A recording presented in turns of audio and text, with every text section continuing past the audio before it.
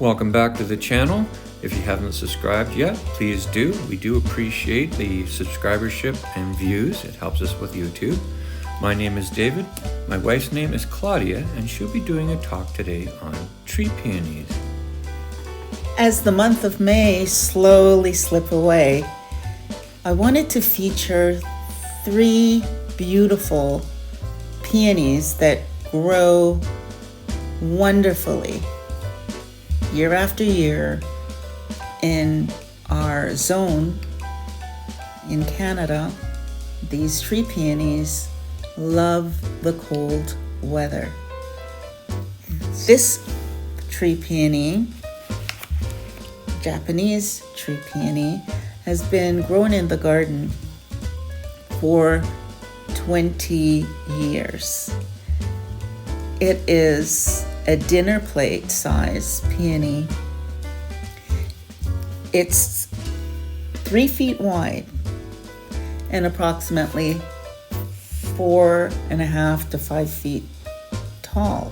Mm-hmm. When you say dinner plate, you're not kidding. Those blooms are really large. Yes. And so it does not require a lot of sunlight, this particular peony. As a matter of fact, the blooms last longer if they're in semi-shade. And so with saying that, the month of May, this is one of the peonies, tree peonies in general.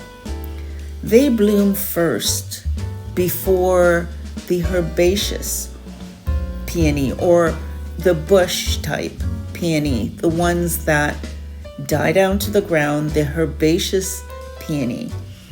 The difference between the tree peony and the herbaceous, it's woody branches. You can see the woody branch that holds up those floral spray.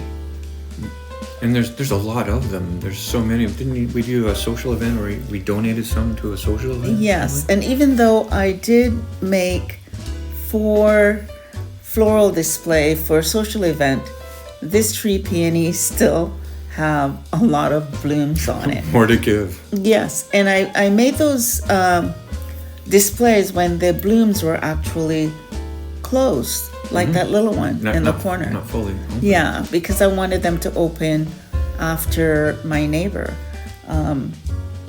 got it for the event. Oh, those are nice red. Now this is placed in the front garden bed. And I know some of you have seen the front garden bed, but not so much in spring.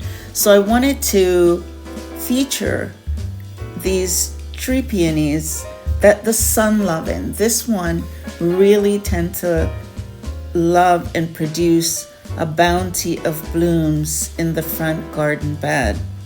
Do they have an aroma? Are they very fragrant at all? This one have a slight aroma. The pink Japanese tree peony that we looked at before doesn't have much of a sweet fragrance. Does have a slight faint fragrance, but this one really have a nice center. The bees, the pollinators really love this one. There's a white cloud. Well, this is the white cloud tree peony. Is that what it's called? And this one sits in, and it's been growing in the courtyard for about 10 years now.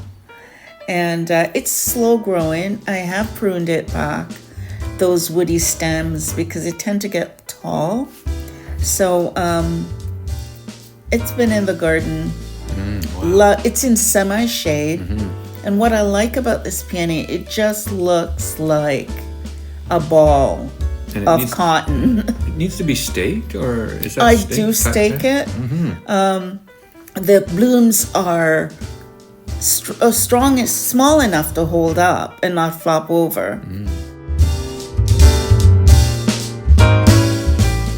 Peonies are a great investment in the garden, but tree peonies are a plus because they bloom in a bounty year after year. Now here's an update. of the lavender drift. Currently, what's blooming now are the napitas, but it's a double border.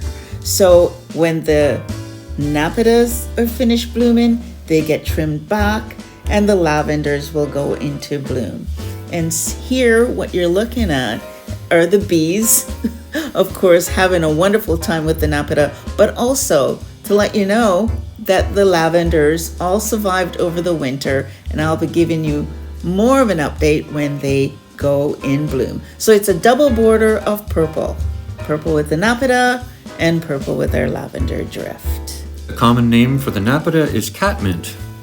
Very good. And the bumblebee is just having a great old time. They love this. Buzzing around. Yeah, they're pollinators. They're pollinating. They're just doing their job. This is what they do best. And in the spring months, the goal is to have spring blooming flowers that attracts the pollinators. Thank you for watching. If you enjoyed it, please give us a thumbs up. It helps us with YouTube.